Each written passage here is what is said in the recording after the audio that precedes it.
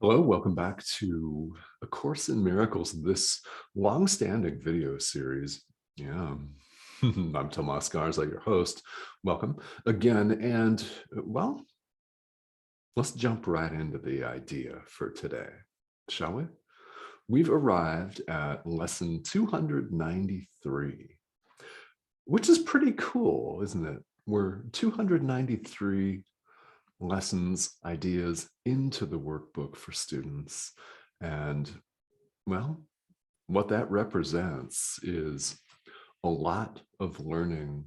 And hopefully for you, it has also represented a lot of practice, which is where the vast majority of the learning always comes from, doesn't it? It comes from the experience that we gain by the practical application of ideas that may or may not make sense to us intellectually. In fact, the workbook for students says that we don't have to fully intellectually grasp the ideas. And sometimes, especially if you're seeing them for the first time, they can seem a little weird, frankly, right? You may have had that experience of thinking, well, what exactly is he trying to say here? I don't know. And the workbook says, don't worry about that. And don't worry about whether you believe these assertions or not. Just apply them, just practice and see what happens. Yeah, it's beautiful advice. This is one of the things that I love about A Course in Miracles, and I'm not alone, by the way.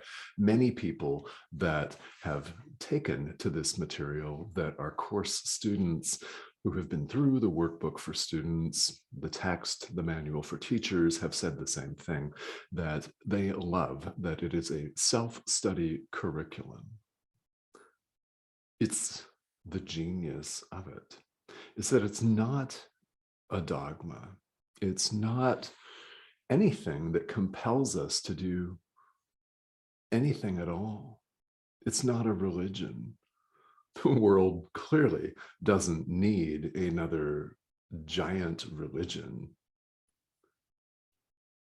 We got a few of those already. What it needs, clearly, no matter what your religious or spiritual background, what the world needs are people that are willing to apply these intellectual ideas and concepts, which you may or you may not get. Now, it's important to have some understanding of it, but that's not the end all be all. In fact, it pales in comparison to the practical application, because that is where everything lies in spirituality. That's where all the action is, isn't it? Is in the practical moment-to-moment application. It's not just, well, do you understand the idea? It's what are you doing with the idea? See, the vast majority of understanding comes from the practical application.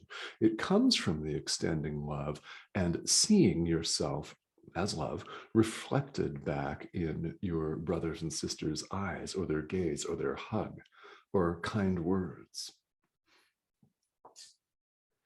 Yeah. The evidence of love is everywhere. In fact, we see that in the commentary for today's lesson, lesson 293. When you extend it, you see it. And the opposite is also true. When you're fearful and extend a fit of rage, what do you see? Well, you see fear. You see people reluctant to look at you, reluctant to speak to you, wish to avoid you at best, and at worst, attack you back. Right? We see what we're putting out there.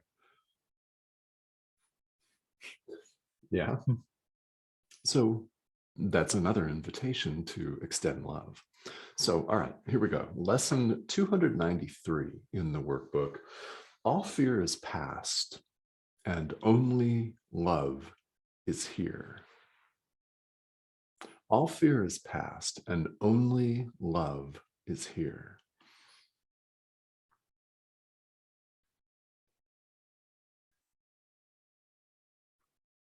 Okay. Mic drop, right? So we can see right here in the fact that we've got silence.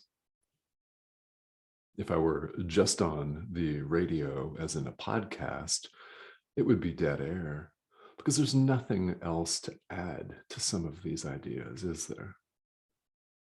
I mean, I'll add some stuff, don't worry. But they can stand on their own, and they're intended to do that so that we can contemplate them and then put them into action. There's a certain amount of soaking it in on the spiritual path, isn't there? There's a certain amount of taking time to let the words of an idea, such as this, resonate and percolate and permeate your being. We have an opportunity to allow them to soak in, and then we put them into practice. Yeah. All fear is past, and only love is here. Only love is real. God is love. Let's go back to the introduction to A Course in Miracles. Nothing real can be threatened. Nothing unreal exists. Herein lies the peace of God. That summary applies to the entire course. It applies to the text, the workbook, the manual, all components. Nothing real can be threatened. Nothing unreal exists. Herein lies the peace of God. The source of fear never existed in the first place. So, of course, it's not present. It's not here. The text of A Course in Miracles talks about a tiny mad idea that we could be separate from our source, which, as we discover in the end, is quite laughable. However, we're having in the world, when we choose to identify with the ego, a living, breathing experience of that. Yeah, suffering. In fact, the Course just puts it right out there, calls it exactly as it sees it. Jesus says, yeah, that's hell. The world, separation, it's hell. So we often conceive of hell as a lake of fire or an icy hell, right? Someplace where we suffer. Well, while there's a lot of beauty in the world, there's also a tremendous amount of suffering.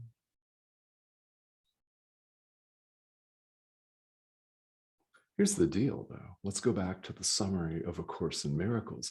Nothing unreal exists.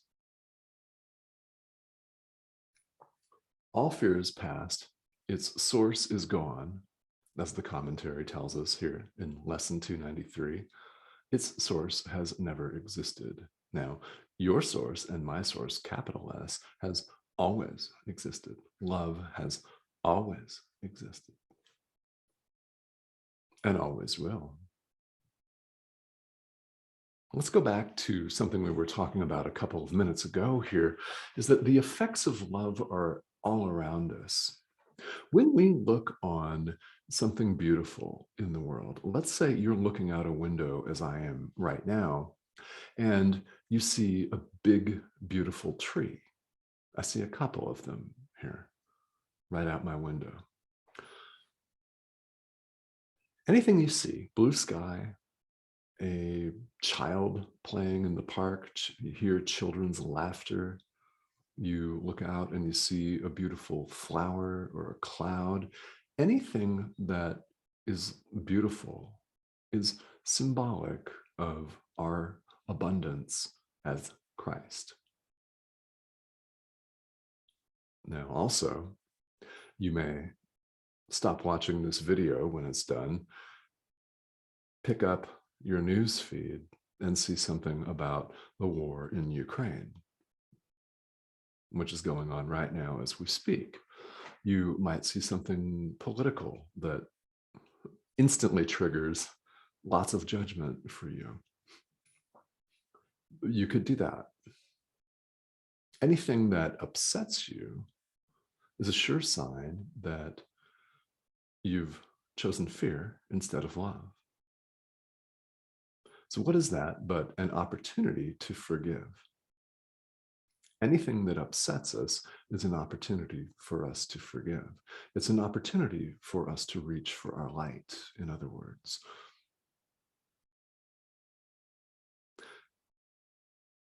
Whether we choose love or fear, the effects are all around us. When we choose judgment, blame, and rage, what do we see? We see more judgment, blame, and rage. Now, on the other hand, when we choose love, gratitude, forgiveness, that's what we see. I mean, who are you more inclined to show loving kindness to?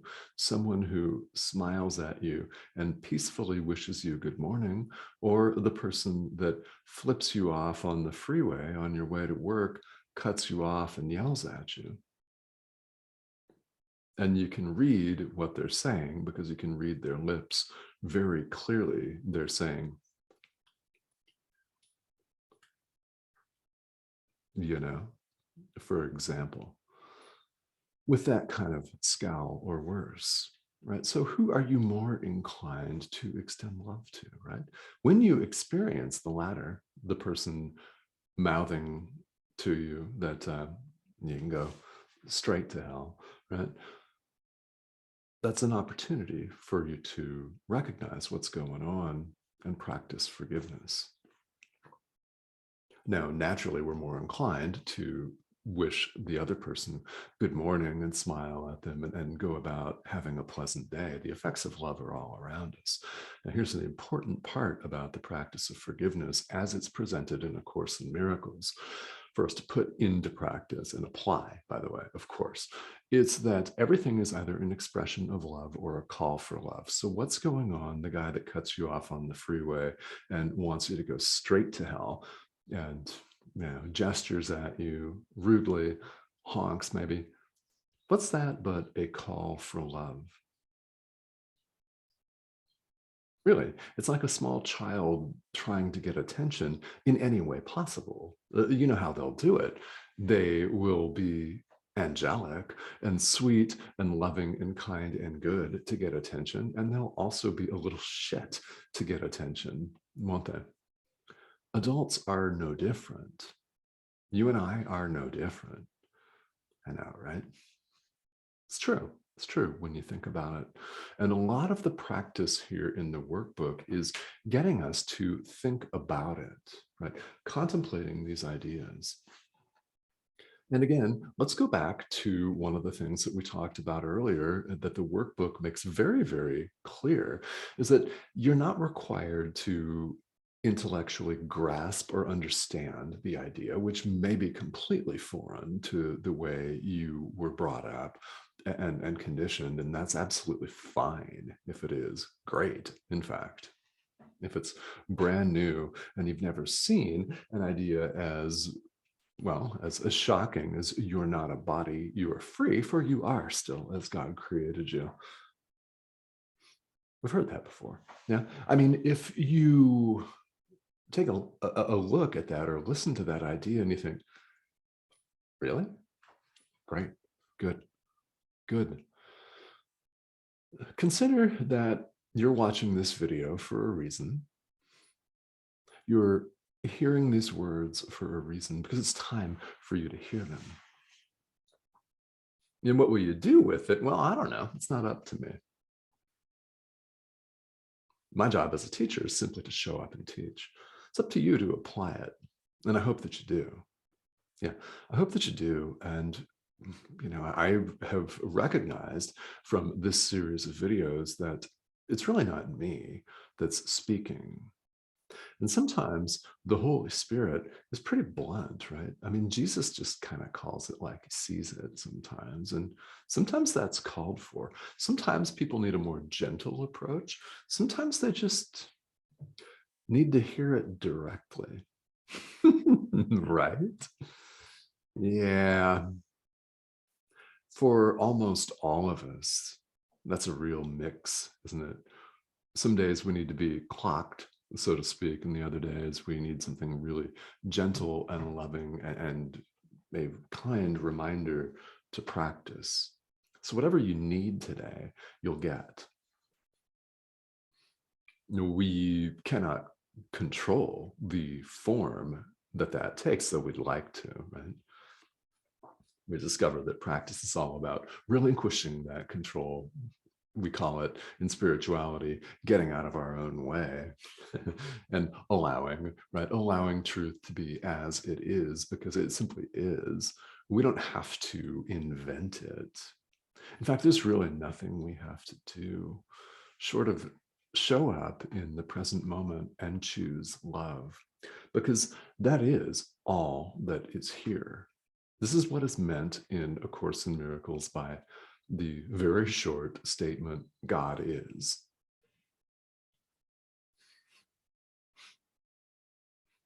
This means that only God is.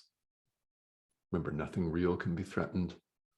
Nothing unreal exists. Herein lies the peace of God. So if there is only God, who are you?